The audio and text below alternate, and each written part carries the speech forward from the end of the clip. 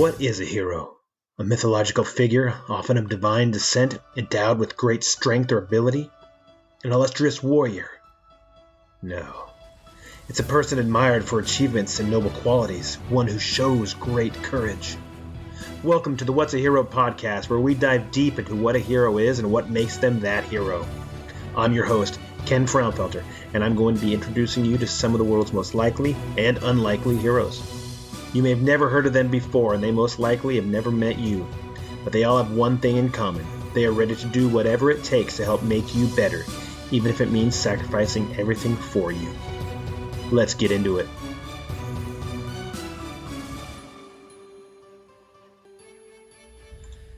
This is episode 97 of the What's a Hero podcast with me, Ken Fraunfelter. Year after year, decade after decade, we have seen problems papered over and tough choices kicked down the road, even as foreign competitors outpaced us. Well, we have reached the end of the road, said President Barack Obama in 2009 at a press conference announcing that the federal government was loaning $77 billion to General Motors and Chrysler. An amazing U-turn considering that in 1955, GM became the first corporation in history to earn $1 billion of revenue. Ironically, by the end of that decade, GM was so powerful that the Justice Department considered breaking it up like they would eventually do to the Bell system in 1982. What happened? The paramount problem was GM didn't see that a detour was coming until it was too late. Instead of listening to customers and heeding the competition from afar, they never recognized the need to change. During the boom years of the auto industry, Detroit was the Silicon Valley of the Golden Age. At one point, it was the fourth most populous city in the country. As with the gold rush, everyone wanted a piece of the fortunes that were overflowing in a city that quickly became known for the highest median income in America. It became the first city to assign individual telephone numbers and pave a mile of concrete road. By July 2013, though, Detroit's population declined 26% from 1.85 million in 1950 to 706,000. The unemployment rate hit 18.6% with per capita income at $15,261 a year. Detroit didn't burst overnight. 3.5 years prior to the federal bailout, GM lost $82 billion of the city of Detroit. And the city of Detroit didn't have one produce-carrying grocery chain in the whole city. Once symbols of progress, both GM and Detroit became ill-fated casualties. GM and Detroit would teach us that no rational decisions can be made without taking into account the way things are and predicting what they will someday be. We would begin to put more analysis into understanding, anticipating, and preparing for changes. While no one can really predict the future, we are now more apt to recognize what could happen, and in some cases, what should happen. That is a portion from Steve Gilliland's book, Detour, and it goes into much more things about the turns that life provides to us, that life gives us. The different things in which life says, hey, I know you're on this path, I'm going to go ahead and put an obstacle in the way and see either you climb over it, crawl under it, go around it, or take a different path. And that's what life is all about. This portion that he's going over, talking about GM and Detroit and all the signs that showed that hey, this thing may be coming and you guys might want to pay attention to it, was the signs were there. And in there he talks about, keep a look for the signs. However, what happens when the signs aren't there? You don't see the detours coming. You don't see the things that are going to come and derail you or put an obstacle in your path. Well, today we have a guest on that has a story that is just that, a detour of the most unexpected. And this gentleman is a police officer, been a police officer a long time, and I am very honored to have Mr. Dan Sperry come on the podcast today and talk about all the various detours he's had in his life. So welcome to the show, Dan. How are you?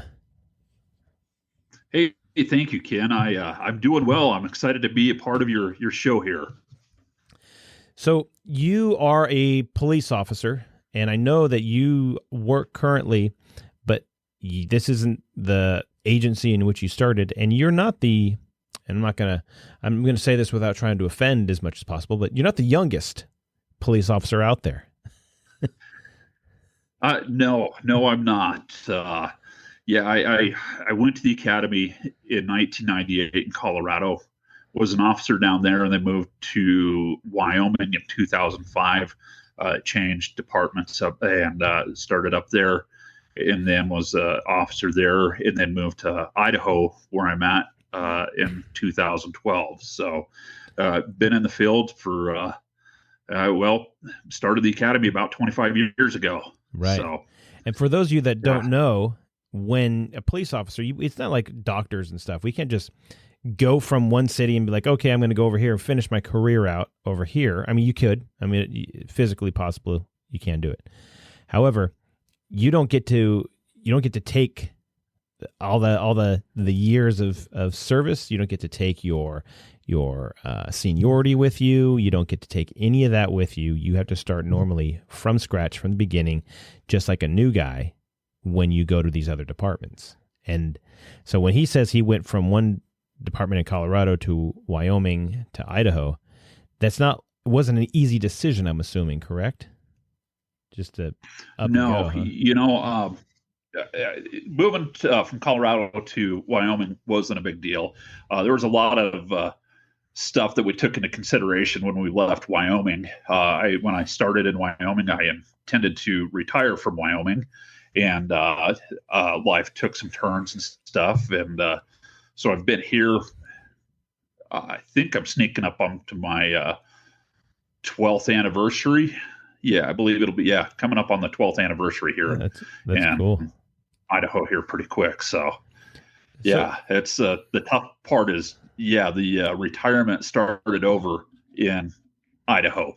Right. So and not only that, you got to go through whatever that state's laws are. You got to learn all their laws, the way they do it, their policies, and everything, because departments are different.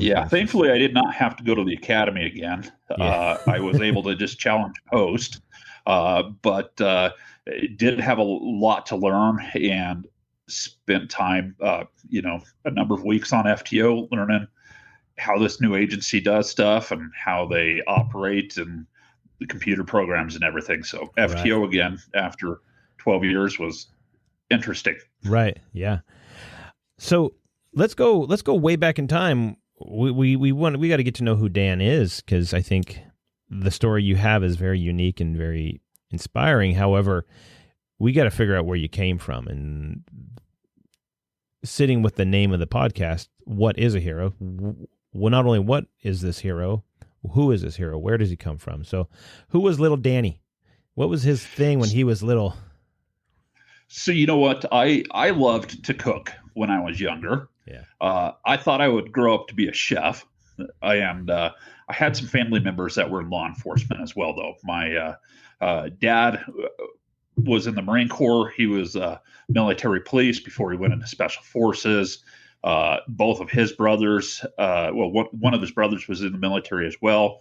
And then after the military, he was a dispatcher for many, many, many years and retired from dispatching in Colorado. And then my dad's other brother was as young back as I can remember, he worked for the FBI, and then he switched over to the DEA and then retired from the DEA.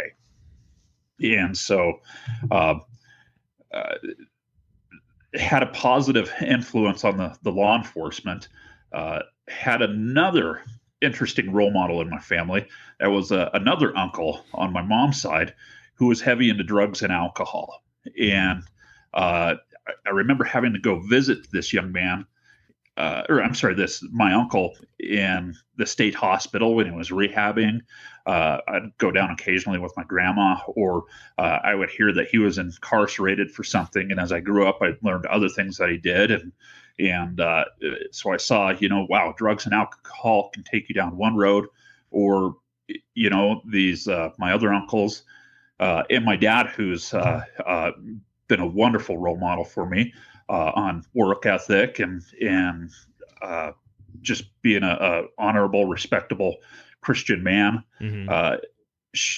Watching those guys kind of shaped my life. And like I said, I thought I would be a chef. And after getting into the cooking field for a while, I decided being in a kitchen wasn't for me, and had a friend who went to the police academy and started exploring that a little bit, went on one ride along, and I was hooked. Yeah. And I'm like, this is my new life.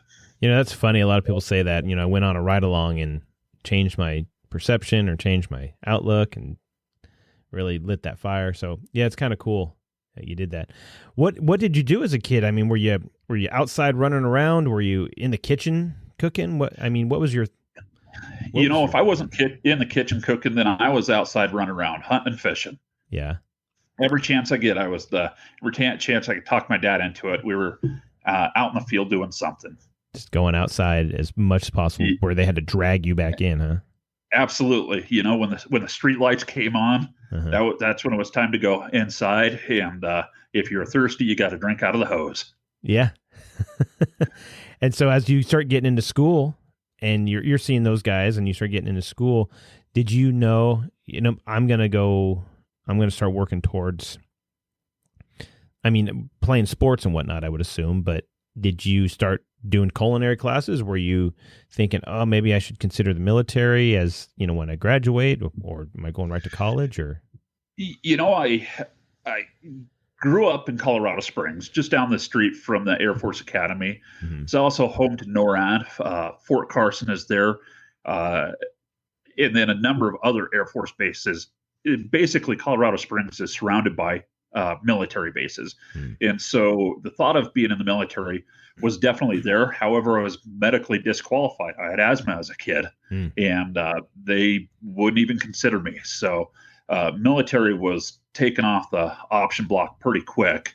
And oddly enough, I didn't play sports. I was on the golf team. There was this one time that first day of golf practice, first time swinging a club.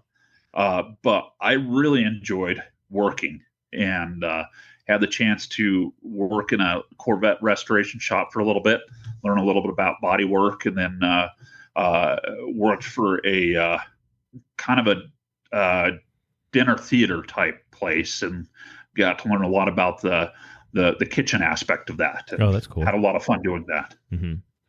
And so then when you graduated, what was your next step? What was your next stop? So a little bit of college, and then I really wanted to go fishing up in Alaska. Mm-hmm. And so I made a resume, took it to a sportsman's expo, and went around to a bunch of different outfitters and asked if they would, if they were looking for cooks for the summer. And had a gentleman tell me yes, he was, and got to spend an entire summer at a pretty nice fishing resort up in Alaska, in the bush of Alaska. So went up there in May and came back in September, and got to experience an entire summer of fishing Alaska. That's pretty cool, huh? Yeah. and cooking as well. And that's really when I started to realize, you know what, it sucks being in the kitchen. I'd much rather be outside playing. Cooking, right. That's when cooking started to become more of a hobby than a career opportunity. I see. Yeah, especially when the wilds of outside were calling you, and they're like, "Nope, you got to be in the kitchen." And you're like, "I want to." Yeah, exactly. When you stand there and watch people fishing, catching salmon, and you're getting dinner ready, and they're bringing it back for you to cook, and you're like, "Exactly. I'd rather have caught this than have to sit here." Yeah. So when you came back, you were realizing that that's not for you. Did you just apply for law enforcement at that point, or did some other things come up? Or no, a few other things came up. Continued cooking some as I took a little bit of college and explored some things, and then went back to the place where I had grown up, the dinner theater place, and was able to get into a management position there, and allowed me to be outside of the kitchen some, but still wasn't. It just wasn't fulfilling what I felt I needed to be doing. Right. And and so started a family, got married, had a kid, and I just didn't really enjoy that job as much as I thought I would, and just felt that there was a higher calling, a different calling for me. Mm-hmm. And so now I'm assuming your wife, you'd met her previously, you knew her. It wasn't just somebody you brought back from Alaska, or it wasn't somebody that just popped up. Yep. But was she as forgiving as you were in your search to find what it is you wanted to do and be who you wanted to be? Actually, she was the one who, when I was talking and we were discussing my job and my frustrations, she's the one that said, "Hey, you know what? Jason went to the academy. Why don't you look into that? Why don't you explore that and talk with him about it? See what it takes to get in there and go on a ride along." So it was actually my tragically now it's ex-wife, but my wife at the time said she was the one who threw that out there. That's all right. And so you applied and made it, or did you have to test a whole bunch of times? Colorado's a little bit different. Unless you get on with a large agency like Colorado Springs or Denver, there's a handful of agencies that have their own academy. Otherwise, it's you put yourself through an academy. Most of the colleges and community colleges have academies that you apply to and go to. And their standards are pretty low. Similar to regular law enforcement, you have to be able to, have a driver's license. They look into your criminal history, make sure that you're physically capable of doing the job. Right. You don't have felonies, and you're not a exactly pervert and thief and all that stuff. And it's kind of, if your check clears, you can get into the academy, but it doesn't mean that you'll graduate. Ah, I see. Yeah. And so went to the academy. I jumped in both feet. I realized, in knowing my job at the time, they had two options. One, it was 2 semesters, and you would go from about 6 in the evening until 10 p.m. for 2 semesters, start in August and graduate in May. Or you could go 6 days a week, 10 hours a day, 8 to 6, and finish it all in 1 semester. And so I resigned from my job, jumped in both feet, lived off of savings for a little while, went to the academy. There was a gentleman who came he had Colorado rules that you had to challenge post if you're an officer in another agency, but that entailed going to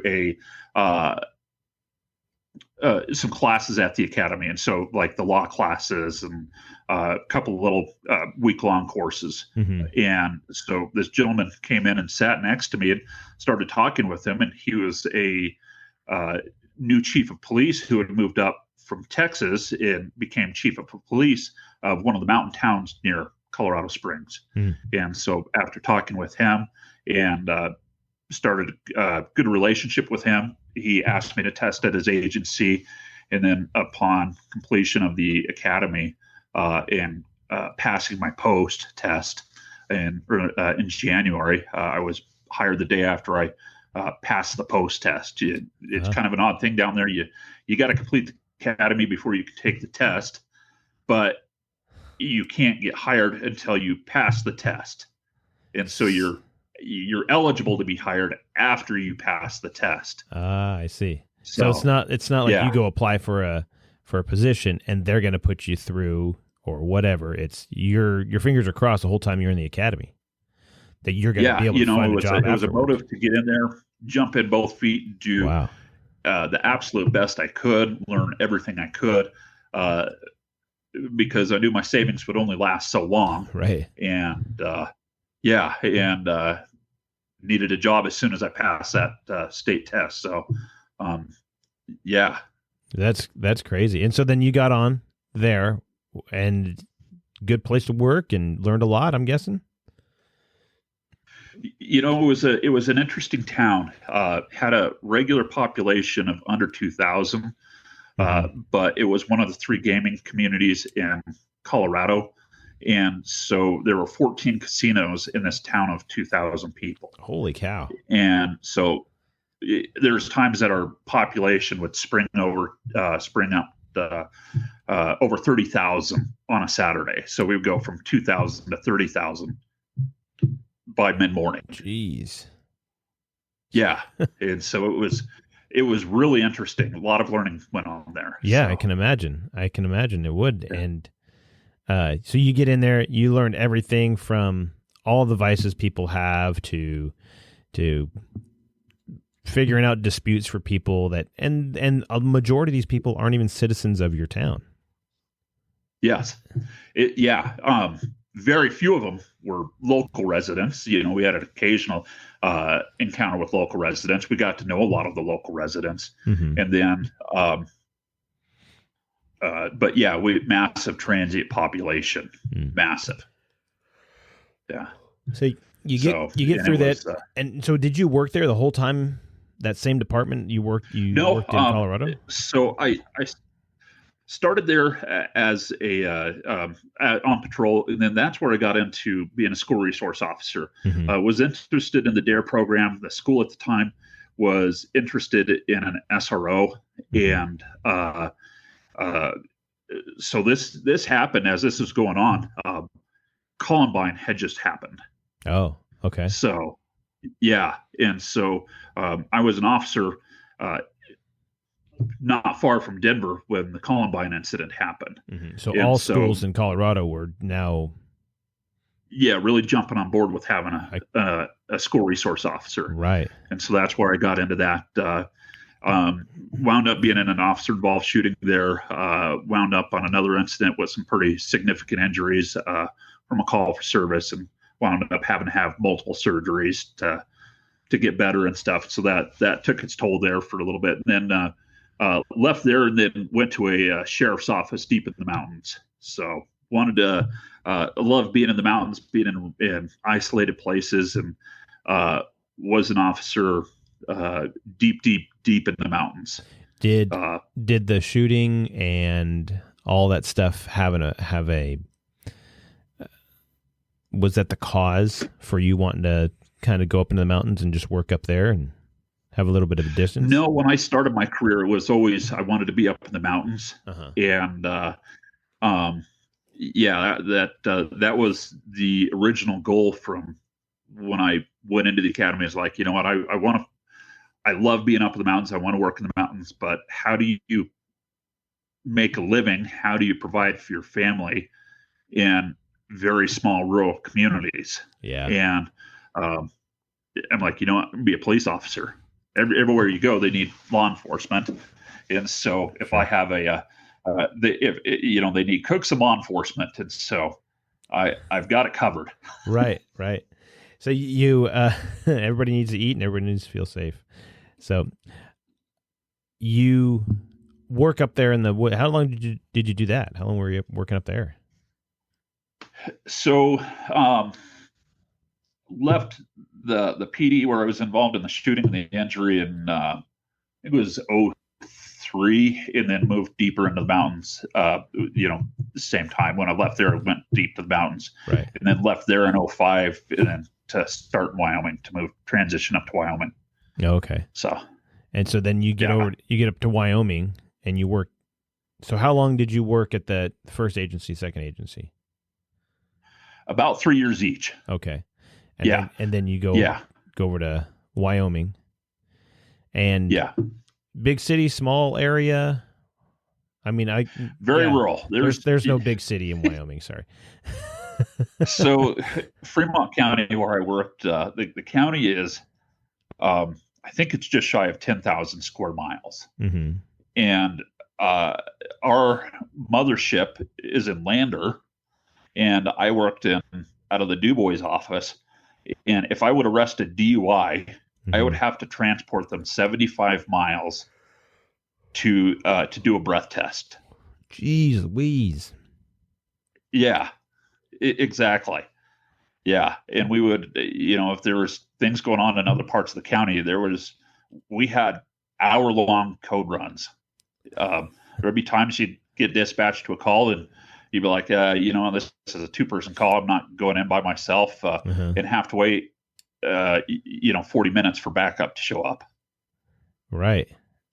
Gosh. And you're going up, and you already took an hour to get there, and then you're still waiting another 40 minutes for somebody else to get there. Yeah.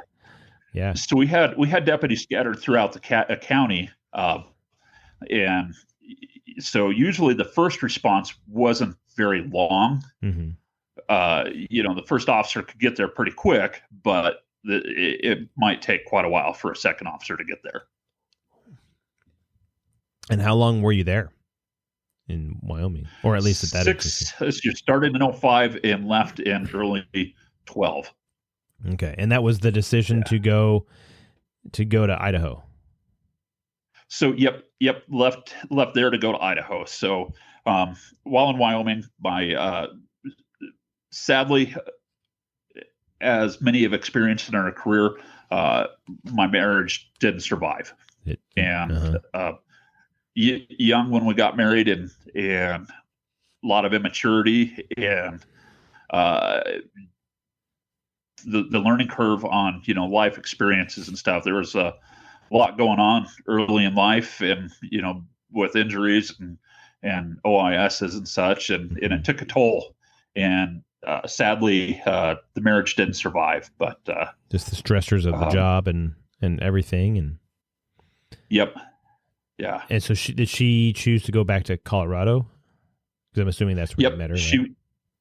She left and went back to Colorado. So. And did you say, well, then I'm going to go to Idaho on my own, or did you stay in Wyoming for a little bit? I stayed in Wyoming for a while, and actually, quite a few years. So actually, I was in Wyoming, and a single dad. I had I've got 3 sons, and it was 4 bachelors living in the middle of nowhere, Wyoming. But that place smelled great. Oh, you know what? We did the best we could to keep it clean. Sure. Well, I'm just talking. Yeah. You got 4 boys, and boys aren't known for being the best. No, we're. I lived for a year almost off the grid. So a decade.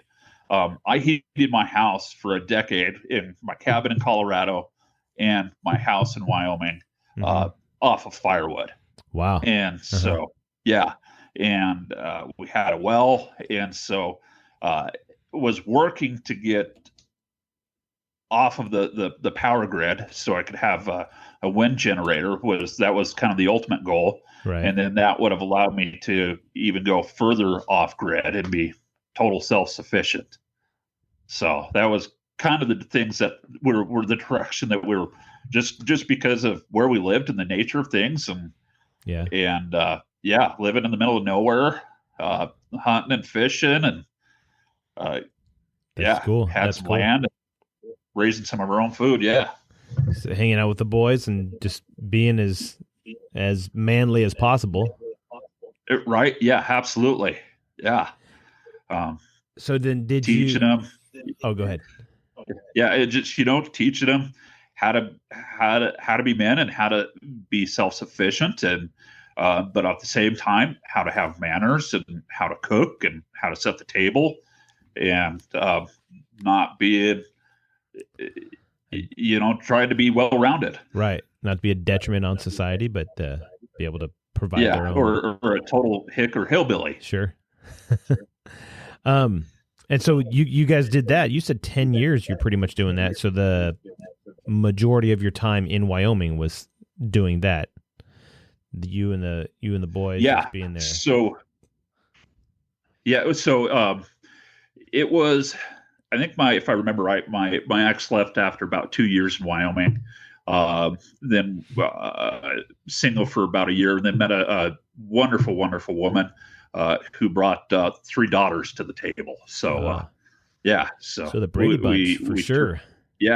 Turned into the Brady Bunch. And it was, I've got to say, if you're going to have a blended family, living in the middle of nowhere is the absolute best way to have your blended family become one. Oh, yeah? Where they have to rely on each other? Yeah, my kids were all similar ages, uh,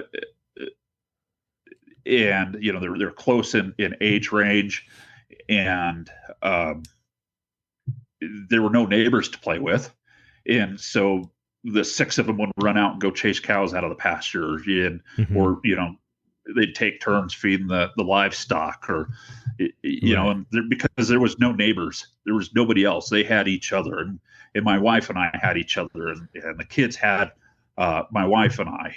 And so they got So really yeah, close with each other, all six. absolutely, Yeah. absolutely. We referred to my middle son and my wife's oldest daughter, my middle son Brendan, my wife's oldest daughter Michaela. They were 6 months apart in age, Mhm. and they were inseparable. We referred to them as the twins. Oh, really? They were they were best friends. That's pretty cool. Yeah, yeah. That's really awesome. And so, and you're there as your whole career is just doing what it's doing in Wyoming. Um, did you have an idea that, hey, let's look to moving, or did you, hey, this is just this is what we're gonna do for the foreseeable future? Well, my wife grew up in Idaho, Uh-huh. and when we met, she was still living in Idaho, and I was living in Wyoming, and so we would take turns to go see each other. Um, she worked 5 days a week. I had a 4-day work schedule, and so it wasn't uncommon for me to run over there once or twice a month for a 3-day weekend to go visit them as we were dating and stuff. And then we decided, and it was long distance relationships can be absolutely wonderful because it takes a lot of the physical distractions out of it. Mhm. And you spend time writing each other. And we would write emails to each other, and then we would talk to each other by the telephone. Right. Long And so we conversations. got Yeah. to know, yeah, long conversations, and so we got to know each other, and it didn't take us really long to, excuse me, to realize that we wanted to get married, and both similar values and Christian values and stuff, and Right. and dreams and for our families and stuff, and so we decided that we would both apply for jobs. I would apply in Idaho, and she would apply in Wyoming. And whoever got the first job offer, they would take it. And And then that's was the defining factor as to who moved. Uh-huh. And she was offered a great job in Wyoming and moved over. Mhm. And we were over there for a few years, and then her parents, who own a business in Idaho, asked her if she would be interested in returning back to Idaho to and then learn to take over, and her and her brother buy the business from them. Oh, uh-huh. And so that after being married in Wyoming for a few years, that was why we started to look to move to Idaho. I see. So that was the thing that brought us that got us interested in moving back to Idaho. Right. So you get over there, and that's 2012, you said. Yeah, right. Returned to Idaho in 12. And you were able to get a job at an agency over there. Yes. So that was in around Christmas time, 2010, that they or early 2011 that they asked us, hey, would you be willing to move back over here? And so we did that, and it took quite a while. I applied for all sorts of jobs, tested with the agency that I'm at right now in February. And back then, it was a different time. There was a bunch of applicants, right, but not a lot of openings. Right. Yeah. There's sometimes standing room only in some school cafeteria that they rented out or borrowed or whatever. And there's 150 people there for 2 positions or 3 positions or something. Or no positions. There was no openings when I tested. Right. They're just and it was just for an eligibility list. Right. Yeah. And so it took almost a full 12 months from the day I tested to the day I started was about a year. Yeah. Oh, So okay. tested in Yeah. February and then was hired in February. Wow. So, And so you get on there, and was this a sheriff's office or a municipality? yeah, yes, left the sheriff's office in Wyoming and came to a sheriff's office over here. Okay. And little, not as rural, I'm assuming, but still rural. No, yeah. We have some rural parts in our county that I enjoy going up to on an occasion, but definitely more populous now. It's Idaho Falls. I think the county has about 120,000 residents in it for the 1,200 square miles that it is. Mm-hmm. So a little bit of a mix of everything from desert all the way up to alpine. So I see. And so you're there, and at what point were you in there? And then, because you're a school resource officer now too, right? Yes. And you were back in Colorado, so you had that time when you weren't. And Wyoming. So yeah, being a single dad, being a school resource officer is the absolute best assignment that you can have. It allowed me to work at the school where my boys went to, and then after I got married, where my kids were. Best assignment. It was difficult towards the end. A little bit of burnout on the SRO stuff, just because it was small rural school and there wasn't a lot happening. It was a great school, but there just wasn't a lot. There was the very, very small community that we were in where the school was. I was relieved to get a dog at large ticket that I needed to go serve on somebody because it gave me something to do that week. That week. Yeah. I'd try and get into the classrooms and teach as often as possible and do stuff with the kids and work on building security. But, sometimes there's just not a lot, and I may have a week without a call for service. Wow. Wow. Yeah. And so then when you get over to Idaho, you obviously had to start back at the beginning, go through FTO and all that stuff like that. Yep. How long were you on the road or whatever until you were able to get back to be a school resource officer? So just over a year, I could see the writing on the wall. So at that time in our agency, so we do we do law enforcement for the community of Ammon. So they don't have a police department. They contract with us. And the SRO positions, they were usually voluntold. And so I knew I was either going to be assigned to the Ammon division or was going to be assigned to the school. I knew either one of those were going to happen. And so I looked at both of those and looked at what the schedules would be and what would be the best for my family. And knowing that I had the experience as an SRO and my enjoyment of it, I put in for the SRO and have been there since 2013. Wow. And so obviously how many SROs do you guys have? Just the one, or? No, we've got quite a team. We've got to think here for a second. There's seven SROs and one full-time DARE officer. And how many schools are you guys? So the district that we're contracted with has 21 campuses. And then we do a little bit of stuff. We teach DARE in some charter schools. And we've got another rural school that just passed a bond so that they could have an SRO. So, yeah, we've got about 14,000 students, I believe, in our main school district that we work with. Oh, that's cool. That's pretty cool. Yeah. Yeah, just to have that many people to be able to go back and forth with, just to be able to sit there and say, hey, I need some help over here. You guys are able to go. Hey, I'm not going to be here today. I'm sick or whatever. And you're not feeling like you're leaving everybody else in the lurch by having that. Absolutely. And that's it. We've got 3 high schools, 3 middle schools. There's an SRO assigned to each of those.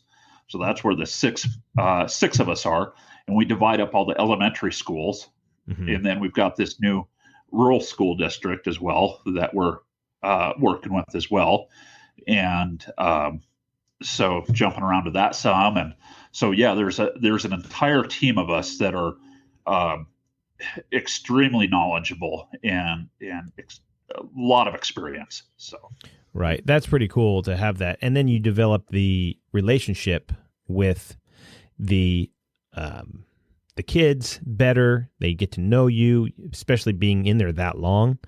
They're getting to know who you are, and the teachers get to know who you are, and yeah, it's fun being in the schools for as long as we have. We get to meet these kids. So there are seniors this year. They saw me walking around their elementary schools when they were in the second grade. Yeah, see, that's kind of cool that there's a almost a heritage, a generation that knows that was my school resource officer, that was my DARE officer, whatever, and they know who you Exactly. are, and you've been there the whole time. There's that, even though it's small, they probably see a lot of the same people all the time. However, they don't. They see you all the time. That you're across schools. The kids, they have a teacher for 1 year and then they go to a new teacher. Right. And they've seen us in elementary school, middle school, and high school, and they get to know us. And we have a phenomenal relationship, and it's actually to me, it's paying dividends. When you have a kid that you know that long and they make a poor choice, you can work with them for years on end to help make sure that they turn their lives around and are successful. And I've got some graduation announcements hanging in my office. I love it when the kids give me graduation announcements. I have a couple of them in there that are students that made some poor choices and then turned their lives around to graduate and brought me the graduation announcement. And that's really cool. One of the best feelings. Absolutely. Heck yeah. That is really cool that, you've developed that enough that they want you there. They trust you. You have the relationship with them and you're able to have an influence. And that when like you said, they make that poor choice in life and you can come back, and unlike a regular patrol officer who goes to a house and has 15, 20 minutes to try to talk to a kid they really know nothing about, because the parents have kind of given up and they said, just go fix my kid or get him out of my house or whatever the case is. And so that officer has 15 minutes to work some kind of miracle that the parents spent 15 years demolishing. Yeah. You have that 12 years to actually, you work with a kid who's now 15, 16, who's struggling through life because life has become difficult for them. And you're able to, hey, remember we used to talk about this? Remember, I know we've had this conversation before, or, you're able to get in there and have that better conversation with them than somebody else could. The only other person in their life would be their parents that's known them that long. And that parent may not be present. They're too busy doing whatever it is that they're doing. And you have that opportunity to be right there and say, hey, remember this? We've talked about this. And you know how I feel about it. And I know you're not a punk, like you're acting like you are, or whatever the case may be. Exactly. Or, their behavior is such as it is in elementary or middle school. And, we get to know them at that point. It's, hey, you know what? We talked about this. This isn't who you are, or this isn't who you want to be, or this is the road that you're headed down. And so I had the chance, one of our, we were interviewing for new SRO, for a new SRO position. And one of the deputies who was interested called me and asked, why would somebody want to put in for that position? And I explained to him, on patrol, you go to a crisis, hit it with an extinguisher, and as soon as it's calmed down, you leave, and there's no further interaction until that crisis happens again. Right. Whatever it is, it doesn't matter whether it's a domestic or a vehicle crash. All you do is you extinguish a crisis and go to the next one. I get to work with kids and help them have a better future. Mm-hmm. Right. And that's cool. And yeah, and that's I'll never know for sure how many kids have been on the fence. There's always those kids that doesn't matter what's going on, they're going to turn out to be great kids, law-abiding kids. Mm-hmm. We'll never know how many were on the fence that we affected. Right. But that's going to be one of those mysteries. It's one of those mysteries that's going to be the very few that I do know that has happened. It's worthwhile. Yeah. When I can look out and at the kids that I taught Dare to in Wyoming, and they're now in the military, or they're in law enforcement, or their parents. Watching that, there's one of my Dare students from Wyoming is now a deputy in a neighboring agency. I taught him Dare 15 years ago, and now he's talking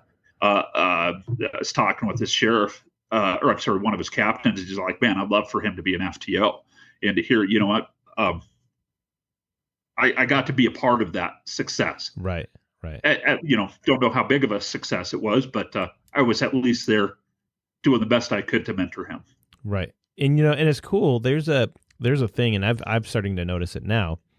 We're hiring new people, younger people, and they're like, oh, are you, they give me my daughter's name, or are you her dad? Yeah, I am. Oh, are you, and they'll give me my son's name. Are you his dad? Yeah.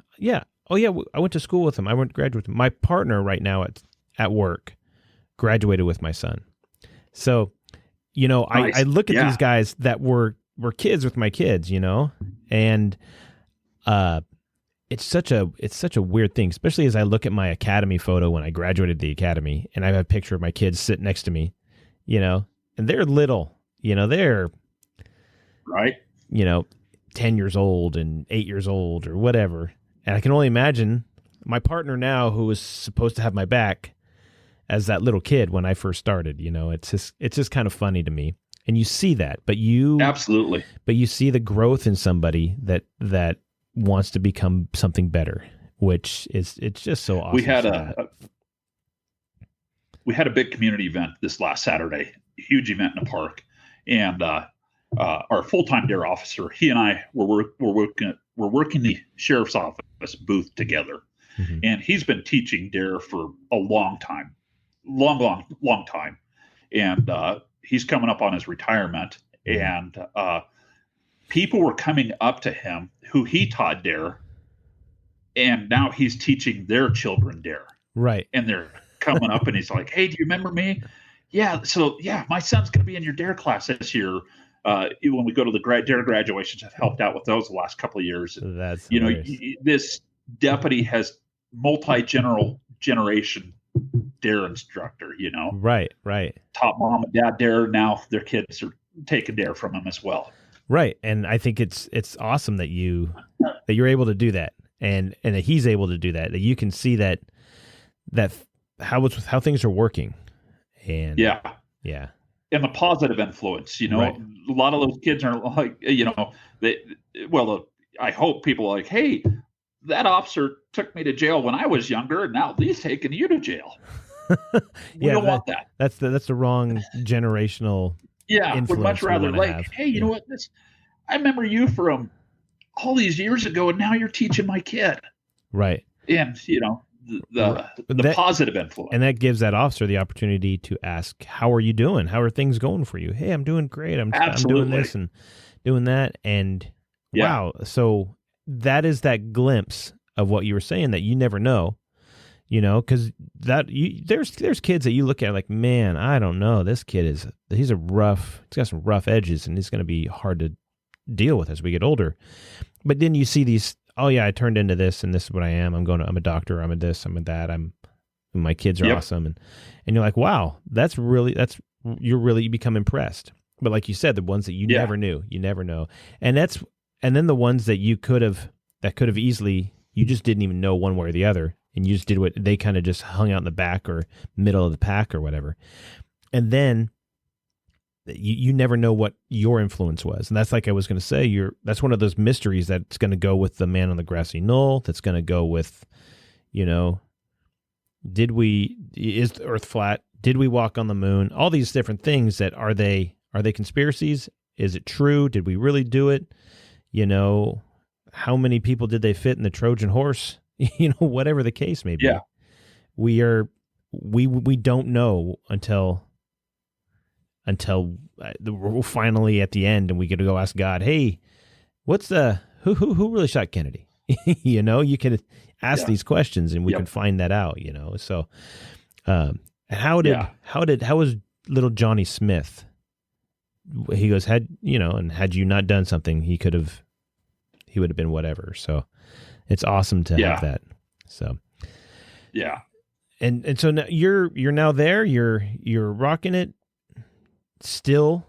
I know you're backup dare officer for the one dare officer that's looking at retiring. And we're gonna go back just a little bit. At what point, and I'm talking early in your career, at what point did you start catching on that you had an idea what you were doing? Was it a call specifically? Was it just one night you're laying in bed, you're like, hey, I kind of have an idea what I'm doing? Or, had you said something to somebody? Did somebody say something to you? No. That's a good question. I think it was just a slow progression of people, realizing, wow, people respect my knowledge. People respect what I'm doing. Uh-huh. Watching the kids, early on when I did their graduations, watching the enthusiasm and in understanding that, wow, I was in this class for this many weeks, and now these kids are excited about graduating, and they see this accomplishment, and then the things that I've learned over the years. And to me, it's just been kind of a rolling thing. And almost I lay there in bed, I'm like, holy cow, how did this happen? I never in my life did I think that I would be sitting in a high school office, have an office in a high school, and be working extremely close with the administrators of numerous schools, or and even the entire school district. Right. Sharing ideas and working closely with superintendents or principals. So when you became a police officer, that was never the thought that you were going to do. You thought you're just going to go TJ Hooker this thing all over the place and save the day, when in fact saving the day is not always pulling babies out of burning buildings, but in fact helping kids navigate life. Exactly. And early on in my career, I loved picking up DUIs and arresting them, and always loved that. And I honestly, I don't know exactly what sparked my interest in the school. Growing up, I didn't have DARE. I never had a school resource officer. I never, that was entirely kind of new to me. When I started my career. I had never experienced that before. And it was, like I said, it was a new thing. I was a pretty new officer when Columbine happened. Had some actually very close, my parents were living close to Columbine, and I have some very close ties to the Columbine incident. Some very close family friends who were deeply impacted by it. And so, I'm not sure why God planted that seed for me, but that's where it is. Probably because I knew you'd be all right with it. You'd be all right at it too. Yeah. So absolutely. So I'm going to ask you another question here that might be a little bit more, I don't know, a little more heavy. And I know that there was a major incident that happened in your life, and I mentioned, detours and all this different stuff that we do in life. And there was a major detour that happened in your life at one point, and you kind of mentioned this person previously, and I know it's a huge watershed moment in yours and your wife's life. And tell us about it. Tell us about what happened. So, 2011, 5 days before Christmas, I had gone back to patrol, and where my kids were a little bit older, they were all in elementary or middle school. So catching the bus, it was like I said, being an SRO in a very small rural school, I was looking forward to getting back on patrol, and so I had gone back to patrol, and was on days off, and my it's 5 days before Christmas, day before Christmas break was supposed to start. It was Tuesday. Kids had a half day party thing on Wednesday, and then it was Christmas break, and woke up, and the weather that morning, it was incredible. It was super foggy, extremely, there was frost on everything. December 20th is the shortest daylight of the year. December 20th, 21st, right in there. So shortest daylight day of the year. And put my kids on the bus at about 7:18 in the morning. And I told each of them, love you, have a good day. And sent them on their way to school. I did chores around the house. I went to the grocery store, and then came back and was doing more chores. I usually beat my wife home from work, so it wasn't uncommon for me to cook. And so I was getting dinner ready, and Michaela called my wife at work and said, hey, they're having a middle school dance. Can I stay for it?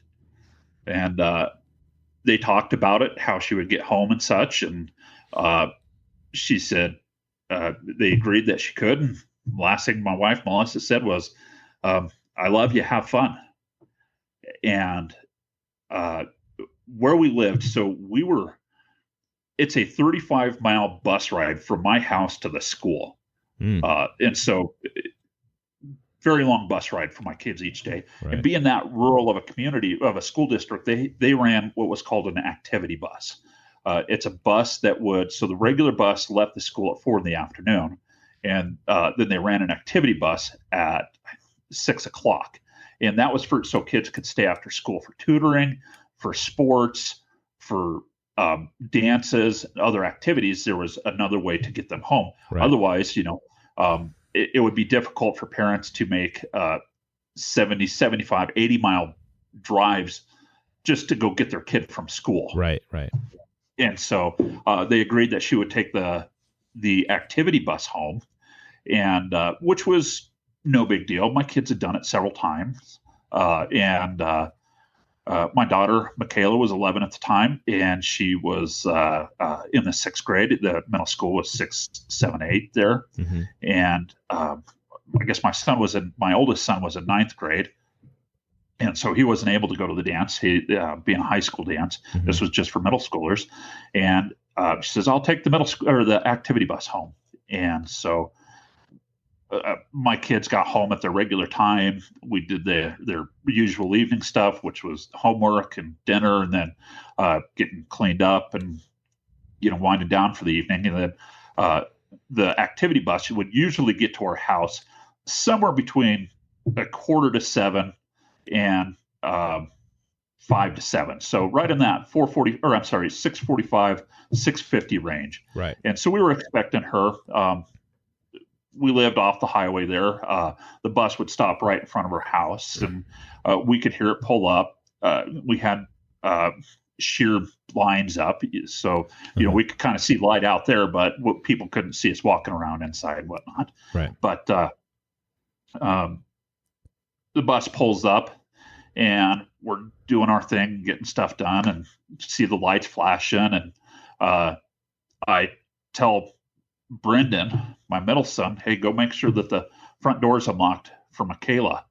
And he does, and we hear a noise out there. And I remember thinking, what was that on the school bus? What was that? Is like, did the stop arm slap back hard, or did the cross arm in the front slap back hard on the bumper. That was kind of an unusual thing. Mhm. Sounded like a football landing or a basketball landing on the roof of a car. Huh, okay. Is A what it sounded thunk type of noise. Yeah. Yeah, a thunk.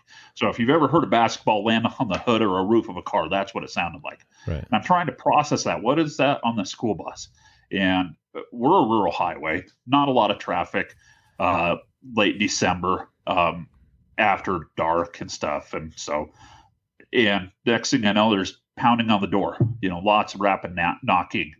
And I'm like, hey, Michaela, door's open. Come on in. As I'm walking to it, and just keeps knocking. And I open the door, and it's a kid from one of the neighboring ranches. I said, Deputy Sperry, come quick. Your daughter's been hit. And it took just a brief second to process, grabbed shoes, and bolted out there. And the school bus is still sitting there right in front of her house, all the lights flashing.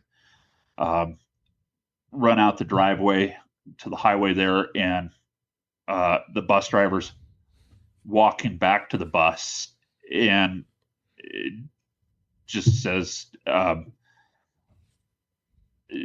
points to where she's at. And Melissa and I run to her, and me being a cop for a number of years by that time, over a decade at that point, I could see that she was deceased. Her body was mangled, bent up, so I could tell she had a lot of blunt force trauma. She had one of the other telltale clues was when somebody gets a bloody nose, noses bleed profusely. Right.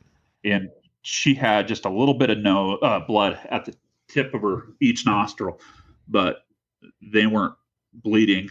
And she had a tear that had just started to roll down her cheek.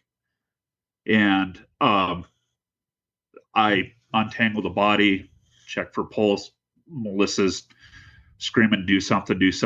I start doing CPR on her, and I can just feel how damaged and torn up her body is, right, as I'm doing CPR on her.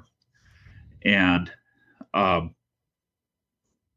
the gentleman, I could see a truck stopped a little ways down the road, and he walks back and asks, is there anything I can do? And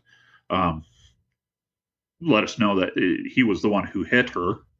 And I said, get away. And my cop instinct, I had, immediately after the accident, I ran back in, grabbed the telephone or cordless base station phone, and called 911 and got one of my smaller agency, dispatchers, everybody. Right. And by voice. Yeah. And tell them, hey, there's been an accident. My daughter's been killed. I need assistance at my house. And I bolt out the door, and because we're so far away from the base station, the cordless phone loses. Mm-hmm. And dispatch calls back and gets my oldest son, and they ask, hey, what's going on? And my oldest son explained, I don't know, but I think it's bad. And so they get resources headed my way. I have a brief interaction with the guy who had hit her, and told him to get away. And then I followed him to his truck and said, hey, give me your driver's license. Trying to memorize his license plate. Was worried that he was going to take off. And he says, I'm not going to leave. I'm going to stay here. I'm not going to leave. And so I get back to an area where I've got phone service again. And I had another deputy that was living about a mile away from me. Mm-hmm. And so I called him up and I said, hey, I need help. And he later told me, he says, I bolted out the door. I didn't even grab my duty belt. I could just tell something was going on, and I knew that I needed to get out there. He says, I just bolted. I didn't even, get in uniform, just grab my jacket and didn't even, put on the duty belt and came to us. Right. And so he was the first deputy on scene. Took, I'm guessing, it felt like forever, but realistically 5 minutes maybe for him to get there. Right. From the time of the accident. And he started to take over the scene, and we're very rural. And so the first responder, other than that deputy, the first aid arrived probably 20 minutes after the accident, and then it was one of the, and then the fire truck came shortly after that, and then it took about 40 minutes for the ambulance to get there. One of the two persons who responded on the fire truck was actually one of my kids' bus drivers. So on the activity route, they rotated through. And so who was driving, who worked late. And so they would go through rotation. Right. And so she wasn't on the rotation to drive the route, but her and her husband were on the volunteer fire department. And so she responded to as a first responder to my daughter's death and to the accident. And a lot of law enforcement, it made me feel the support was nice. Every agency in our county sent somebody up to my house that night. Wow. Bureau of Indian Affairs was there, Riverton Police, Lander Police, Sheriff's Office, Highway Patrol, everybody. And so I appreciated the support on that. The for obvious reason, one was on the highway. Two, we can't investigate an incident of that magnitude involving a deputy's family. So Wyoming Highway Patrol took the investigation. I knew the troopers well, and I told them, and I knew that they were going to do a job, but I said, hey, be thorough. This is my daughter. And the one of the troopers didn't realize that at the time and didn't put two and two together that, he knew that I lived in the area, but yeah, this is my house. This is my kid. And he was now investigating the homicide of an acquaintance, or, the child of an acquaintance. Right. So, Right. Pretty heavy deal. Just the whole night was a blur. Sitting there in the weeds, holding her hand, and remember, both of us were holding a hand and we're brushing her hair, and it was so surreal being able to feel her body cool down. And just, that was so, the longer we were there, just the colder she got. And that was just a horrific realization of how, you're like, man, when am I going to wake up? And as we went through this, I realized, the good thing about a nightmare is you can wake up. Right. I just wish I could go to sleep with this and get it put aside and go somewhere else for a little. Yeah. Have it not be real. Yeah. And so, the Highway Patrol, they did their investigation. They let based off of their, policies and stuff and their investigation, when they were done with it, the gentleman who hit her was allowed to hop in his truck and drive the rest of the way home. Really? Which was an hour away. And I'm like, man, that's my daughter's leaving in the coroner's wagon and you're driving yourself home. And I trusted the deputies the troopers that were working the investigation.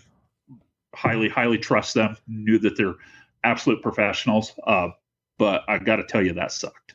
Yeah. Watching him leave. What did they determine? So it took about 2 weeks for them to complete their investigations.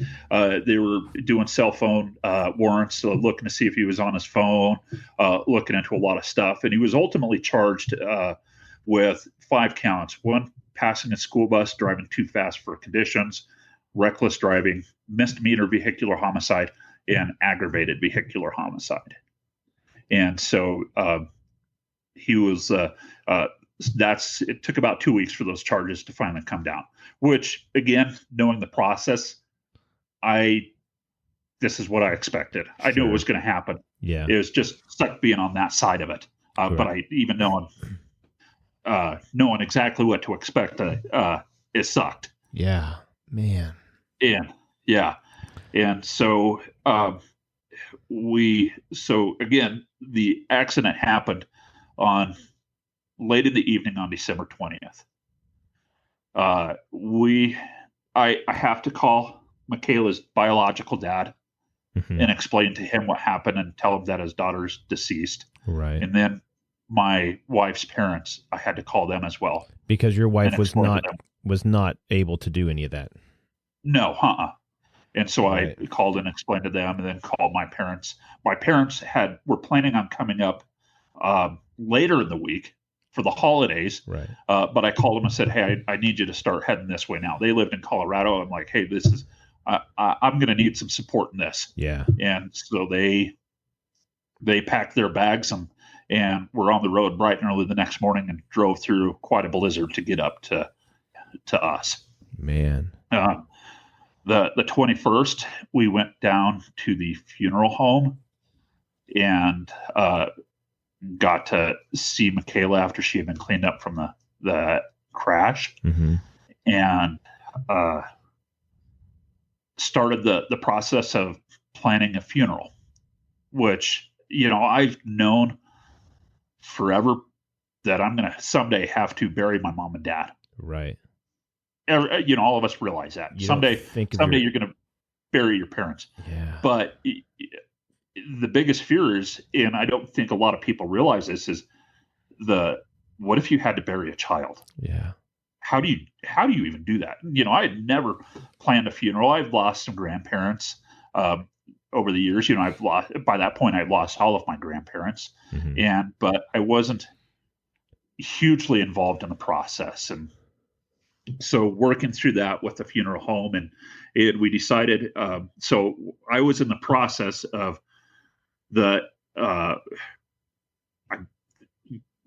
I had been given a conditional offer for the sheriff's office in Idaho at that point. So I was well into the hiring process when this accident happened. Right. And was just finishing that whole process. And we knew that we were moving back here. All of my wife's family's here, and all of my daughter's biological parent side, dad's side is here. So we knew that we wanted her to be buried in Idaho. Right. And so we were trying to figure out, okay, how do we get her back to Idaho? And talking with I had one of the deputies that I worked with was also a preacher at one of the churches. And he was with us at the funeral home, and our victims advocate, who all my kids knew, were babysitting my kids. We had dropped them off at her house, and then the other deputy, the preacher deputy, came to the funeral home with us. Since being a preacher, he's a bit more familiar with the funeral process, right, and supported people through it. And so we're like, okay, how do we do this? And the funeral home was this close to the holidays, I'm not sure we'll have to see. And my fellow deputy said, hey, you know what? I've got a commercial driver's license. Would you guys allow me to drive her back? He said, I don't know exactly what the laws are and stuff. Can I transport her over to the funeral home in Idaho for them, and using you guys' equipment, you guys' vehicle? And so they allowed him to do that. And so the 21st was going through that process, and Michaela's dad had come over, and he met us at the funeral home and was a part of that, and then came up to the house and showed him what happened, what went on. And then he went back to Idaho, and my parents, we just kind of tried to gather ourselves. And then on the 23rd, on the 22nd, we went over to Idaho to finish planning the funeral. And by then, her parents, Melissa's parents, had purchased the burial plot and started doing some things on their end where we could have the funeral, the services, and started that process. And then on the 22nd, we went to the funeral home, wrote her obituary in Wyoming, and then went over to the funeral home and formally planned the funeral on the 22nd. Wow. And Christmas Eve, we sat around the table writing my daughter's eulogy. Everybody, or just you and your wife? Yeah, everybody. That's good. My kids were there. All parents and grandparents were there. Mm-hmm. And so that's how we spent Christmas Eve. And then Christmas morning, we got up and we opened presents. When we were all done, mm-hmm. there were still presents left under the tree. Oh. And we sat there and we had to discuss, what do we do with her presents? What do we do? And so, it was a very tough Christmas. And then, Christmas Eve, on the 23rd as well, everybody's out finishing up Christmas shopping. Yeah. And we're buying her casket, her burial clothes, funeral clothes for all the other kids, right, and all that stuff. Yeah. And then we had our funeral on the 27th. And then a couple days later, came back to Wyoming, had a memorial service at their school, and tried to rebuild our lives. One of the best pieces of advice that was, or knowledge that was passed on to me, was nothing will return to the same. It will never, ever be the same. You have to build a new normal. Nothing returns to normal now. Yeah. So you get to build a new normal. And that year was, you don't realize how difficult that first year after someone passes away, how difficult it can be, because every holiday, our youngest daughter's birthday was in January, or is in January. And instead of 8 seats, now there's 7 seats. Right. And Valentine's Day, instead of buying 6 kids Valentines, we're only buying 5 kids Valentines. Right. And on her birthday and on Easter and on. Yeah. And so every turn there's a reminder. And so that every time we turned around, it was trying to deal with it. And then we had the criminal case, and as things came out, then there was a decision to move into the civil realm of things as well. The gentleman went to court. We went to a jury trial in November, the week before Thanksgiving, and he was found guilty of the passing a school bus, driving too fast for conditions, and the misdemeanor vehicular homicide. It was a little bit frustrating. The judge ruled that passing a school bus in excess of 50 miles an hour does not constitute reckless driving. And so, jeez. Yeah, you would think that blowing a stop sign at just shy of 60 miles an hour, that would be considered reckless driving, but the judge ruled that was not it. And the search warrants, he wasn't on his phone at the time of the accident, and so there wasn't. We couldn't get the aggravated vehicular homicide charge, and so we finished up the Friday before Thanksgiving, and they set the sentencing for in the end of January. And so after he's been found guilty, he walks out, gets in his car, goes home for Thanksgiving. Right. And as you guys are going home to a 7-person family for Thanksgiving. Yeah. And then sentencing comes around and give impact statements. And in the end of January, he was sentenced to 300 days in jail. And that's it. Did he have any remorse? Was he remorseful at all for any of the trials or sentencing or anything? Not really. No, yeah, not what I thought. That, I look at, what if I accidentally killed an 11-year-old girl? Mm-hmm. How would I act? And it wasn't what I'm like, man, you hope you're never in that, but and I don't know if it was coaching from his attorneys or what, but it was very stoic, not super remorseful, Mm-hmm. not super guilt laden, but not arrogant. Did he ever come and apologize to you guys? At sentencing, he apologized for the incident. In the grand scheme of trial, but he never came specifically to you and your wife or your family. No. Yeah. So during this, I began to look at what could I have done different as a dad. Right. What, as parents, what do we need to do different? What could we have done different? How do we prevent this from happening again? And you've got to be extremely careful with all the what if games, right? Because you can what if yourself all day long and find every feasible way, that everything that you could have or should have done. Yeah. But we looked at it different. How can we prevent this? What can parents do different so that this doesn't happen? And Melissa and I talked about our own actions.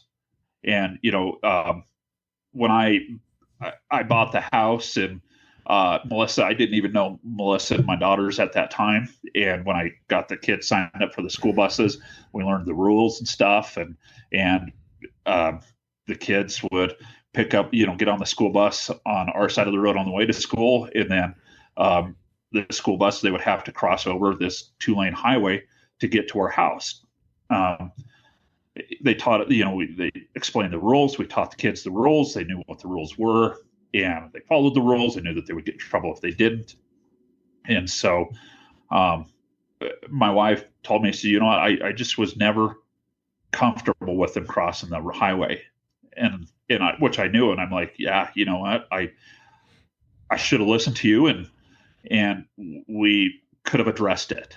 Right. And talk to them about it, but we both just, this is how they do it. They're trained professionals.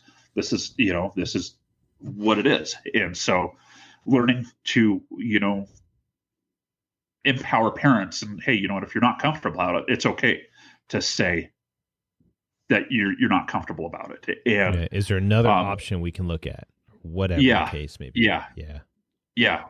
How do we, what can you do to lessen the danger? And I had, I'd been an SRO, and the school bus, I would get stop arm violations, and it was usually just a partial license plate or a license plate on a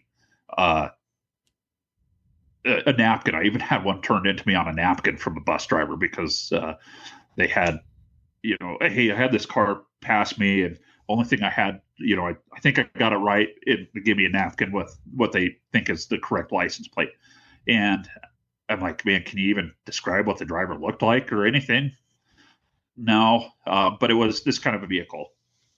And so never really, as a police officer, had taken stop arm violations for the seriousness that they are. Mm-hmm. And I'm like, what is law enforcement doing? Why are we dropping the ball? What can we do differently? Right. And I had always been told, hey, you know what? If and it's kind of the thought of it was, if the bus driver can't positively ID the driver, then there's nothing you can do. And how many times does the homicide victim positively ID in court the person who killed them? Well, they can't. It's not, right? It's not possible. It's through an investigation. And through an investigation, officers can figure out who the driver of the vehicle was. You got a license plate, you know a date, you have a time, and you have a vehicle description. You could solve a homicide. Why can't we figure out who passed a school bus? Right. And at least give them a talking to. Right, exactly. At least acknowledge the incident and do something to prevent it. Right. And so as we're going through the court trial, the driver at the time, he came up to me and he said, "Hey, Dan, do you know when when they might release me as a witness?" He had, after the accident, he had resigned from driving the bus and moved clear to the east side of Wyoming. And he was explaining to me, he says, I hope they don't release me at the end of the day, because I've got like an 8-hour drive home and I don't see well at night. And I'm like, wait, what a minute. You don't see well at night? And you were driving my daughter's school bus at night? And through testimony, so the policy is, the procedure is the kids get off the bus, walk to the right front corner of the bus, and wait for the bus driver to wave them across the road. And so my daughter did that, got off the bus, went to the corner of the bus, waited up there where she was supposed to. The driver waved her across, but had not verified that the highway was clear. And so my daughter's watching the bus driver, trusting him doing what she's supposed to do. Right. And, they taught the kids, you watch bus driver, pay attention to bus driver, and the bus driver is supposed to be the one who clears the road. And so that didn't sit well with me, that he's now telling me that he can't see well at night. Right. And was the person in charge when my daughter was killed. And so the approach to my house, very straight, mostly level stretch of highway.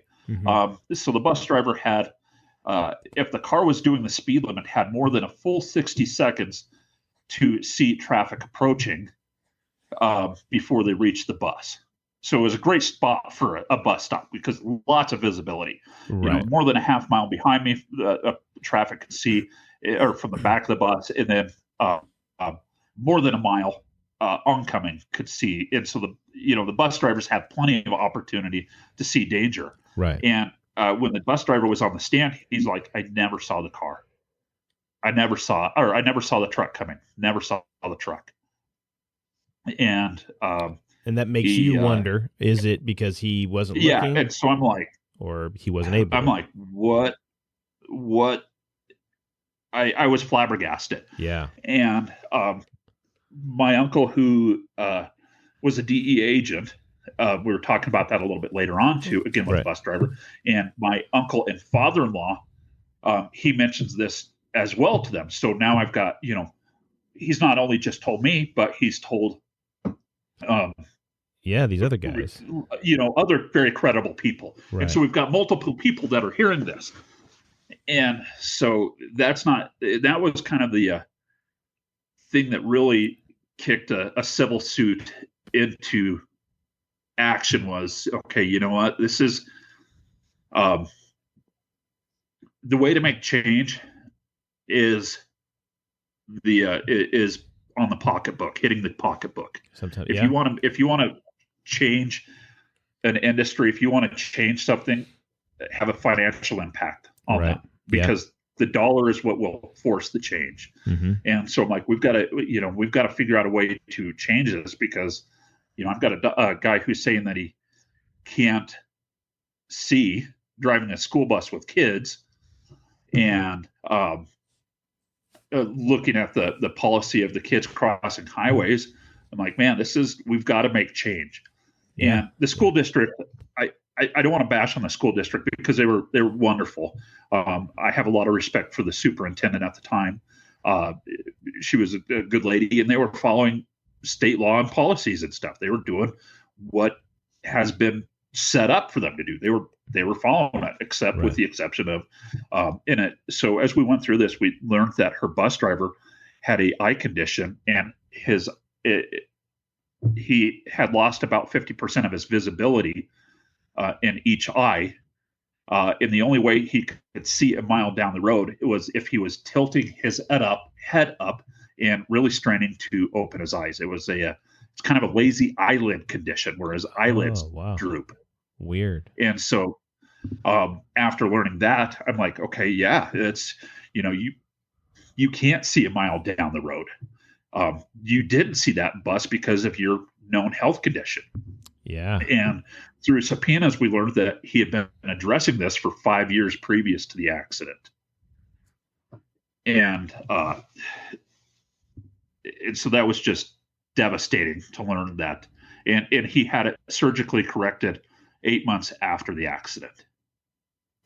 And so for him to be addressing, not taking care of the vision problem until after a death was frustrating. Right. Learning how it can be hidden was very frustrating. Right. That's like putting up safety parameters after a major incident. Exactly. You're not fixing anything. Well, yeah, but we're doing it now. That doesn't mean anything. Yeah. Because the damage is already done. Yeah. So. And so as we continued on, and after moving over here to Idaho and becoming a school resource officer, getting landed as an SRO over here, and Idaho has a pretty neat program if this vehicle passes a school bus, the bus driver writes that they have an affidavit that they have to fill out. Mm-hmm. Mm-hmm. And so there's lots of great information. And my agency's policy was, not policy, but procedures was, the school district would get that to the officer, and then the officer would run the plates and do what they could to contact the driver to land who the driver was. Right. Get a hold of the registered owner and say, hey, I'm looking into an incident involving a car. Who was driving your car 2 days ago? Oh, that was my wife. What happened? Well, passed a school bus. And when the accident happened, the stop arm cameras was in its infancy, and now it's a lot of buses have the stop arm cameras. Yeah, cameras both inside and outside the bus. Yeah. And so I asked my school district, the transportation department, said, hey, you know what? This is what happened. This is my story. Can I share this with your bus drivers so that, they can learn from my daughter's accident so that we can maybe keep, the kids here safe? Right. And they're like, absolutely. And so I made up a presentation, gave it to them, and they were just blown away by it and said, hey, you know what? Would you be willing to share that at our state conference? And so at the state conference, I shared her story. And then at that, somebody heard about it and asked me to come speak and share a story at a national conference. And so all through this time, I'm looking and learning more about the pupil transportation industry and researching other accidents. And I'm starting to realize that the bus drivers are the neglected part of our educational system. How many kids would not be in school if it weren't for a school bus? Right. Yeah. Yeah. And so, but when we look at their training versus that of a teacher or para, it's drastically different. The school district that you're with, do they have a lockdown plan for the school buses? Right. Yeah. If they do it for classes for schools, they do for the classes, but there's nothing for that. And the day that kind of popped into my mind, one of our schools in our district right across the street had a bank robbed. The guy claimed to have a bomb, and the call came out. We were just robbed by a guy who had claimed to have a bomb, and he's running towards the high school. And the high school and middle school are right next to each other. The middle school had been let out, and the kids were loading the buses as we're getting the report of this bank robber with a bomb. And we respond, and they're like, hey, what do we do? The school has a plan. What do we do? And so I evaluated that, and I've come up with a lockdown procedure. And then for school buses in the plan. And I've taught that. And then looking at with all the bus drivers that I've met over the years, learning different things. And so I've come up with other classes on. I'm a crisis negotiator for our SWAT team. Mm-hmm. And so using the skills that I use as a crisis negotiator, how can I adapt that for bus drivers or other people? And so I teach a class on dealing with difficult people and how to de-escalate situations and understanding what our kids aren't telling us, looking at their clothing to look. You can learn so much by looking at people's clothing, what their activities are, what their hobbies are, and utilizing that to start a conversation so that you can build that relationship. Right. Because, right. There may be those kids, they might get on the school bus. That's a first smile that they've seen that day. And when they get home, that's the last person that says anything nice to them that day. Right. Right. And so a bus driver can be such a powerful person in the educational field. And so started to just build and develop stuff in my daughter's honor to better the industry and to get kids home safe and alive. And that was our goal through all of it, is how do we prevent this from happening? And so I've had the privilege to travel all over the U.S. and even up into Canada, talking to people, transportation professionals about all sorts of school bus related safety things.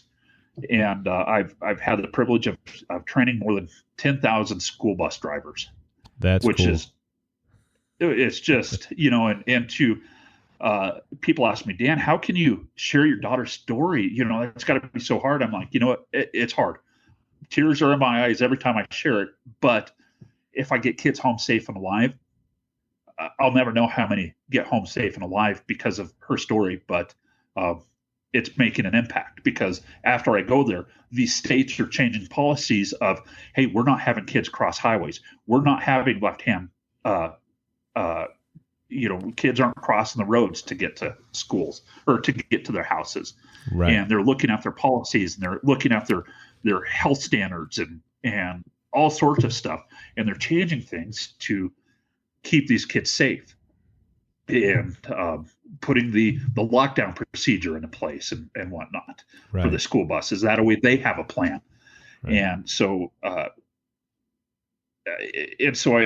share, I'd much rather my daughter's legacy live on by getting other kids home safe and alive, rather than being bitter about it. I could be bitter. Why waste all that energy of being bitter about the loss of her? Why not honor her by getting kids home safe and alive, and by sharing her story so that she can live on. Right. And in doing that, I know you, like you said, you go all over the country, you do all that stuff, but I know you have a website for her and for what it is you guys are doing, right? Yeah. So our website is Michaela's story. And it has a little bit of information about her. Just michaelastory.com?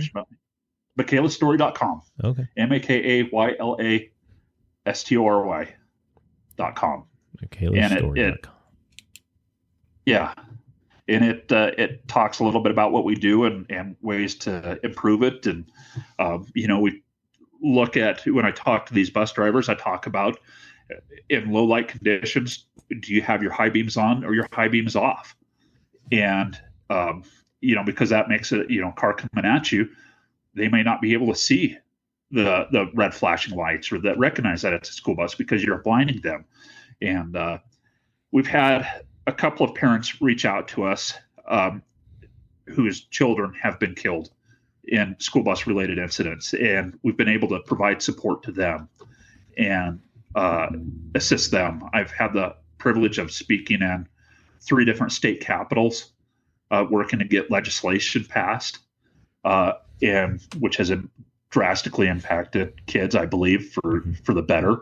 Mm-hmm. And just working to get her legacy instead of,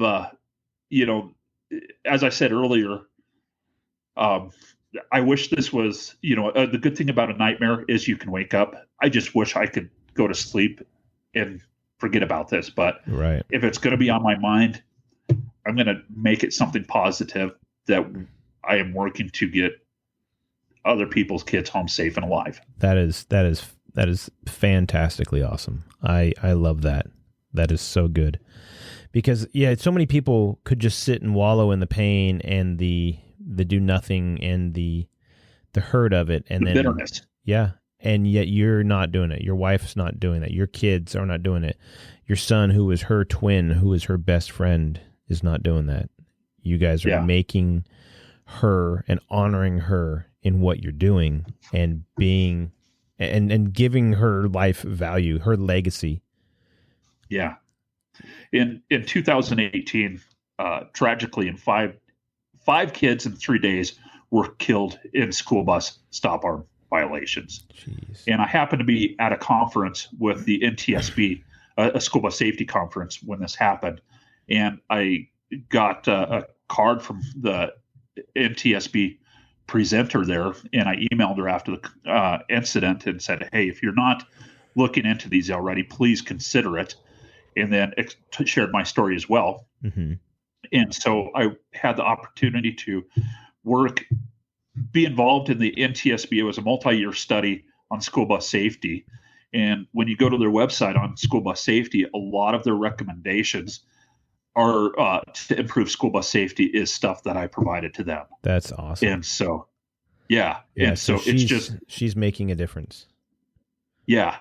And, we do stuff and other nations look at it hopefully all these school districts throughout the nation are looking at it. And so I'll never know how many kids I get home safe and alive, but for every kid that gets to hug their parents, that's worth it. Is worth it. Yeah. It's a success. That is so good. And the fact that, you're sharing that and you're taking it all across the country. I mean, you can't ask for something better than that other than taking it international. But I mean, that's awesome. Yeah. Super cool. Yeah. Absolutely. I know my stuff was the safety stuff is being used by contractors who transport kids on military bases overseas, the safety stuff. And so really, I mean, it's circled the globe. That's cool. And so I can't think of a better way to honor my daughter. Yeah. Yeah. Are you guys looking at, are you thinking about maybe, doing more with it, writing a book on it or anything like that, or making? Yeah. This summer, I was invited to go to Maine and be a part of their conference. Mm-hmm. And it just didn't work out. Scheduling conflict with the sheriff's office and the training that I was in this summer, was not able to. Mm-hmm. Before COVID, I was traveling a lot. Really? I was all over the place. COVID hit and it slowed down, and we're working to get the momentum back up again. Yeah. And going wherever when the phone rings, if school districts wants me to come train their drivers, I've got, I think I'm up to 6 or 7 different 1-hour classes. So, basically I can offer them an entire day of in-service training for just their transportation department, which is so neglected. Right. Yeah. Yeah. Yeah. Absolutely. And if they want their teachers to be involved, it's easily and very applicable to their teachers or even places of worship and, just all sorts of stuff. Right. Right. That's awesome. So I know that you're at this point in 25 years of law enforcement and doing this. Are you looking at, finishing out your time, obviously, with the sheriff's office there? And do you have a lot of time left, or are you looking at kind of making this your... I've got, I think I'm down to 8 years is what I've got to finish out my time here. Mm-hmm. If the right door were to open up, I would explore that opportunity. I love my job. I love working with the kids. I love working to help them have a brighter future. Yeah. The school bus safety stuff is something that I've absolutely explored for my future, my retirement job. Would love to travel around and just work to keep kids teach drivers and school districts and anybody else who will listen on keeping kiddos safe. Right. That's cool. That's super cool. I'm going to ask you a question that I ask everybody that comes on. And what if you had a time machine and you could go back in time and talk to yourself? Remember we talked about little Danny at the beginning, and he could meet you as you are now. Would he be able to say, that's who I want to be when I grow up? I think, as I said earlier, if you would have told me, little Danny, that I would be working, have an office and working closely with principals and traveling internationally as a safety consultant, as a motivational speaker, I wouldn't have believed myself. Sure. And by the way, you're a police officer too. Yeah, and you're a police officer too. The police officer bit might not have surprised me because, like I said, I did have some good influences on that part of my life. And but if I would have, I wouldn't have like, yeah, no, you're lying to me. School wasn't my favorite thing. I'd rather been outside or, right. Doing other things. And so right. to be working so closely with school districts as a police officer with all of the wonderful, incredible things that I've had the opportunity to do as a police officer throughout my 25 years. It's would not have, when I got into the career, would have never guessed that all the different things that I've had the opportunity to do and the people to meet and the impact on communities is just right. unbelievable. Yeah. I talked to so many people on here and they said, well, I'm not a hero. And they can name off 10, 20 other people that they would say they're more heroic than they are. And, 100 people, whatever. And every single one of them comes on and they've got a story and it is unparalleled. It's unequal. And they are a hero in their own right. And you are just that as well. And whether you think that or not, you are. And the honor that you are delivering for Michaela because of the legacy that she left, because of the parents she had, is absolutely nothing but heroic. So you should thank you. You should very much be very, very proud of yourself and your wife and your kids and all the work that they do and the sacrifice they gave so other people can have their kids home on Christmas morning. Absolutely. Well, thank you. Yeah. I'm just a dad who wants kids to get home safe. That's how I look at myself. Hero. No, I just want your kid. I want you to be able to text your kid, call them. Yeah. If they're not around, tell them, hey, I love you. And, and if they're close, give them a hug. Your kids, your parents, whoever's important in your life. I tell people, hey, you know what? Hug them tight. Right. Absolutely. Tell them often. You never know. You never know what might happen, what day might come. Yeah. So, well, Dan, it's been an absolute honor to have you on. Thank you for coming on. That website is michaelastory.com, correct? Yes, michaelastory.com. One S?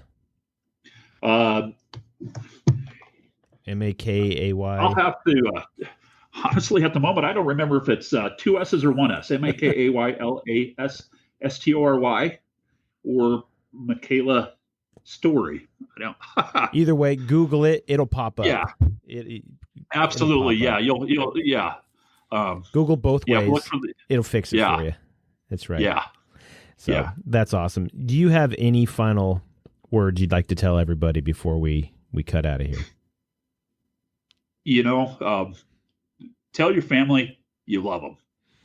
You never miss an opportunity to do that. The last thing I told my kids that day, the last thing I told my daughter was, I love you. The last thing Melissa told her was, I love you. My kids are grown now. They're adults. I have a Marine, and I tell him when I talk to him, I love you. Yeah. And he says it back. And I have my oldest son. His wife is a deputy. Tell him I love you. Right. Because you never know when you'll never lose that opportunity to say that. Absolutely. Yep. I've got a son in the military, 28 years old, 27. I don't know. One of those two. Very close. Yeah. And he's I'll tell him every day or every time I talk to him. And what's cool is that we made it all through his early 20s, and every time I say it, he'd say it back. And so still he says it today back to me. Absolutely. And that's awesome. Yeah. So Good. well, Dan, thank you for coming on. I appreciate it. And thank you for the opportunity. Yeah. And we wish you the best of success in telling Michaela's story. Thank you, Kim. I appreciate that. All right. And we will talk. All right. We'll talk to you later. Yeah. Thank you. And Dan Sperry has left the building, so to speak. Man, what a powerful story. That's so heartbreaking. And I mean, just to be able to see him, how he said he's told this story hundreds of times at various events and trainings and whatnot. And he's still it's hard. And I don't blame him. I can only imagine how devastating that would be. And having the multiple reminders as you're going through life, and nothing you can do about it. But that just takes a toll, and it takes some time to recover from that. And hopefully we can limit that danger for our kids. But as you go through doing what you're doing and who you are, remember that you can make a difference just like Dan can. The way that you go about looking out for other people, the way you go about serving other people, the way you go about being that hero for other people. It's not just these folks on here or that that are heroes. You have every opportunity to do that as well in just changing your mindset just a little bit, just that tiny little bit, to say, you know what? I'm not going to let this happen. I'm not going to have this be a detriment to other people. I'm not going to have, and whatever little negative thing that is out there that you are seeing, that you have the ability to make a change on. You have the ability to leave a lasting legacy that is going to help change people for the better, change situations and circumstances for the better. That would be your ability to be a hero. And can't do anything but appreciate that. One way that you can better yourself is checking out Oversight Performance, getting on there, working on how to get in better shape. You can work with Coach Chris Franklin, as we spoke with a couple episodes ago. He can help you figure out your eating, your workouts, the best way so you can either get back into shape that you were in if you're in the military, how to get into shape for the military or first responder world, or just being a basic human. He can help you, help train you, and do it all online. Oversight Performance. Also, you can check out A Dose of Ethos with my good buddy Jarrett Morris, who will also do a very similar thing, help you work on your programs and get you in shape, specifically geared for those in law enforcement and first responder world who can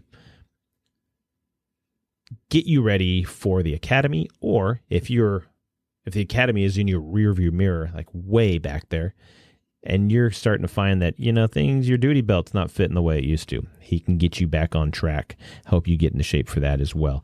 So you go there, Dose of Ethos, and check out, put in What's a Hero, you get 10% off. So check out Oversight Performance with Coach Chris, Dose of Ethos with Jarrett Morris. Both these guys know their stuff and they're right on track for it. So check them out. And you can also find out more about the What's a Hero podcast by going to social media. We're on Facebook and we're on Twitter and we're on, I almost said Netflix. We're not on Netflix. We're on Instagram. You can find us on all those guys, and you can go to our website, which is the What's a Hero podcast.buzzsprout.com, where we have all of our prior episodes, plus a link to whatever your favorite podcast platform is. You can go in there, check that out. It'll take you there. You can get in there, download your episodes from that, have them on your phone so you don't have to worry about having a network, Wi-Fi or 5G or whatever, in which you have to listen to it, but you can be on an airplane, you can be out on a run, you can be out chopping wood, you can be at the gym, you can be wherever you need to be, and you would have the episode on your phone ready to listen to. And it's honestly just for your benefit. It's honestly for the betterment of you. And that's all we want to do. We want to help provide that. In that process, while you're there at your favorite podcast platform, I am doing air quotes as I say this, but while you're there, leave us a review. And a couple people have left reviews, and I thank you for it. That's awesome that you guys did. And I appreciate you guys doing that, but more people do that. Give reviews. Let us know if you got a humorous bone in your body. Leave a funny one. I've cracked up at a couple of them, but nevertheless, don't be a jerk. Be nice. I guess unless you need to be a jerk, in which case I've got pretty thick skin. I can handle that too. Nevertheless, leave a review. Check it out. And when you do that, that helps tell the algorithm, hey, you guys should be listening to the What's a Hero podcast. And then when people start saying, I'm looking for a podcast about blah, blah, blah, or this or that, the algorithm can start putting that in front of their face on their screen and say, hey, check these guys out. And then we got more people listening to it. And then more people listen to it, the more we can advance and we can build up this podcast, really have a solid movement on building up people to be heroes in their own right. So go there, check those out. And I will finish with this. Sooner or later, however, we must realize there is no station in this life, no one earthly place to arrive at once and for all. The journey is the joy. The station is an illusion. It constantly outdistances us. Yesterday is a memory. Tomorrow is a dream. Yesterday belongs to history. Tomorrow belongs to God. Yesterday's a fading sunset. Tomorrow's a faint sunrise. Only today is there light enough to love and live. So, gently close the door on yesterday and throw the key away. It isn't the burdens of today that drive men mad, but rather the regret over yesterday and the fear of tomorrow. Regret and fear are twin thieves who would rob us of today. Relish the moment is a good motto, especially when coupled with Psalm 118, verse 4. This is the day which the Lord hath made. We will rejoice and be glad in it. So stop pacing the aisles and counting the miles. Instead, swim more rivers, climb more mountains, kiss more babies, count more stars. Laugh more and cry less. Go barefoot more often. Eat more ice cream, ride more merry-go-rounds, watch more sunsets. Life must be lived as we go along. The station will come soon enough. And that's the closing from the book by Steve Gilliland, Detour. You never know what your detour will be. You never know what will be put in your path and how you will traverse that. You never know if a new path will have to open for you. But whatever you decide to do, know that you have it in you to go and push forward, be the best you can be, serve other people, and build others up, and develop a legacy, not only for others, but for yourself. So for Dan Sperry and Michaela, I have been Ken Fraunfelter, and this has been the What's a Hero podcast. We are clear.